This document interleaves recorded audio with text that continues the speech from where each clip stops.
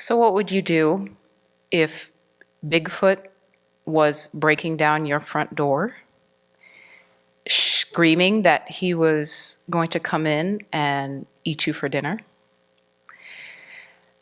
So, yeah, Bigfoot is usually not violent towards humans, so I don't want to give him a bad character. But in this example, I could think of 4 ways of responding. So the first is to get up and fight back and try and beat them off, try and get your gun maybe if you have one of those. I'm not saying I would do this, but that's one probably common response. Another is to run and hide and maybe hope that he'll go away. And maybe you could even say, yeah, he's just, this is not really happening. This is not real.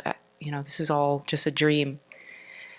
And then the third way is that you could feel guilty that you didn't put a better lock on your front door. It's all your fault that you've put yourself at risk in this way. And then there is an alternative to those, which is getting up and saying, hi, welcome. I'm so glad you're here. Would you like to come in and sit down and have some tea and cookies? And yeah, it sounds a little bit far out, but that's exactly what one master did. Master Xuan Hua of the City of 10,000 Buddhas. He's a Chan master, and when some of the local neighbors, or it was an evangelical group, I think, was protesting the opening of his monastery in the neighborhood, they were screaming, they had signs and banners, and they were outside kind of all day long saying, probably get out, I'm imagining. But how he responded is that I'm not sure if he himself went out, but he asked some of the monastics to go out and bring them a cold drink and ask them if they'd like to come in and, take a break, because it's clearly very hot outside and you're probably tired and just like, to cool down. And yeah, I don't know how the story ended, but that sets a very good example, I think, for dealing with the afflictions. And yeah, the question is, afflictions will arise, and then how do you respond to them? And of course, the most important thing is to do no harm, to not let them guide any actions of speech or body. And in that way, you want to follow Shantideva's advice, to remain like a log. And also not to let them take over your mind. But in the process of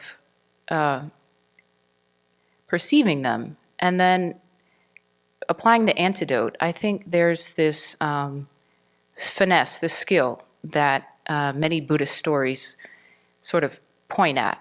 And that skill involves acceptance and tolerance.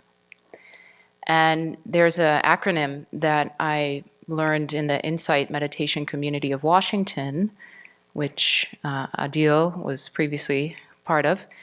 And I think Tara Brach, the founder of that community, she made it up, or she borrowed it. It's called RAIN. And whenever you see an affliction arise or a painful emotion, you, one, recognize it. That's the R. Then you accept it. Then you investigate it. And then you see it's not self. So you don't identify with it. But as I've been trying to antidote the afflictions, I've come to see that the acceptance piece is really crucial. And how am I responding to the affliction? So usually my default is to get angry. So I, demonize, this is a demon, and how could this be happening? And this is evil thought, a worldly concern. And I just respond with anger. And that takes my mind even further in the wrong direction. And then, so that's like fighting Bigfoot. The other one is ignoring it. Oh, it's not so bad, or let me just go distract myself. Let me think about something else. So that's kind of running and hiding and pretending it's not really happening. And then guilt. That's often what happens, I say, the most, is a lot of self-blame. Oh, I'm a practitioner. Why is this happening? How many times have I antidoted this affliction and it's still coming up? And yeah, none of those have really worked. But I remember one experience in particular that showed me the power of just standing and facing it, letting it come in.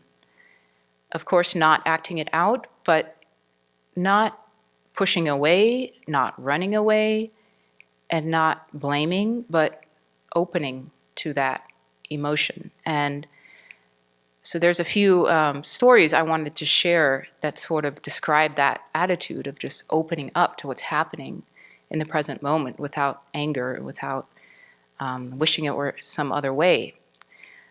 So again, in this insight community, I first heard the poem The Guest House by Rumi, and he was a Sufi mystic in the 12th century. And so I'll just read the poem. He says, "This being human is a guest house. Every morning, a new arrival, a joy, a depression, a meanness.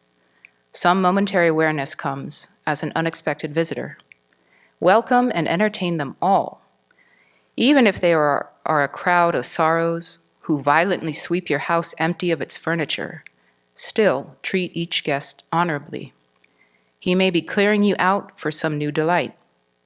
The dark thought, the shame, the malice, meet them at the door laughing and invite them in. Be grateful for whatever comes, because each has been sent as a guide from beyond."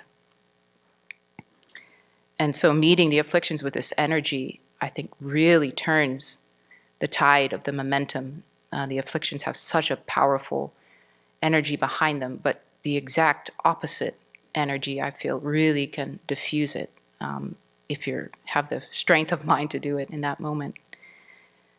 So then another story from Milarepa.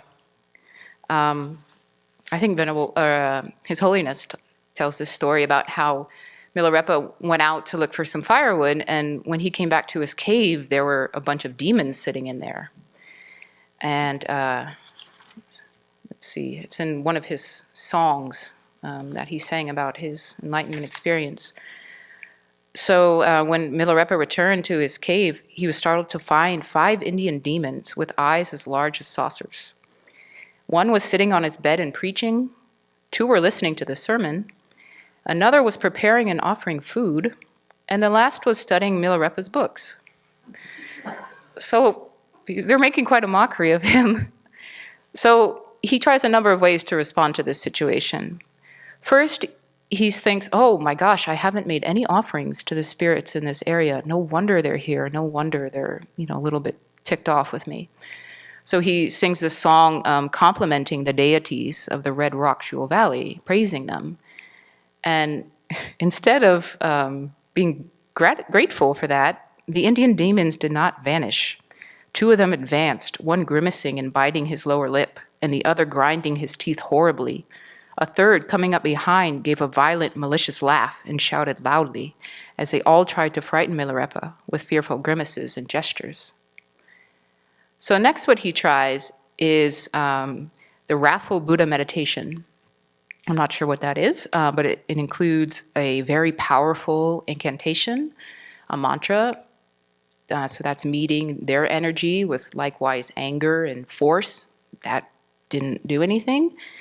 Then out of compassion, he tried to teach them the Dharma. So, softening his approach, but still saying, hey, you guys are wrong. You need to listen up. This is the truth. So it didn't work. And then he had this thought, okay, I've realized emptiness. Why am I afraid?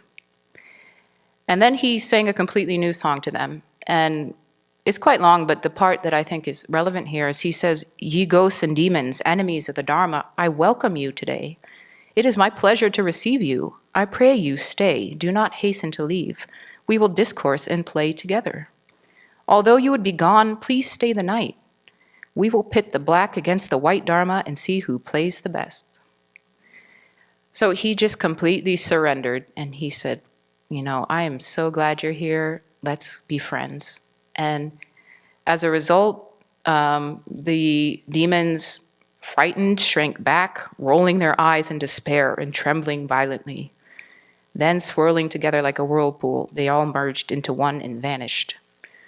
So here, that energy of the complete opposite of hate and stubbornness. Instead, loving kindness and acceptance, warmth, that was able to diffuse it. And then the last example I could think of is after the Buddha attained enlightenment, Mara paid him one more visit. And at first, when I heard that, I was surprised because I thought Mara would just be long gone, but clearly he didn't give up. But when he visited the Buddha, what did the Buddha do? He didn't say, I kicked your butt. What are you doing? He said, please come in and have a cup of tea. And so again, that's really in the spirit of turning our heart into the refuge and turning it into the antidote directly, so that very powerful negative energy can be diffused. Pema Chodron, in her books, she calls meeting the afflictions in this way holding your seat. And I think that's a really good example of what it feels like. You feel like you're being swept away, but stand firm and take refuge and be confident that you can transform this energy, because that's all it is. It's just momentary, and it will shift if you let it to pass. So may we continue to not see enemies where we don't have to, and may we learn to give and to forgive and to love when we meet the exact opposite, because this really is the only solution. The Buddha said, anger does not transform anger. Only love alone can overcome anger. So may we all continue to do this in our practice.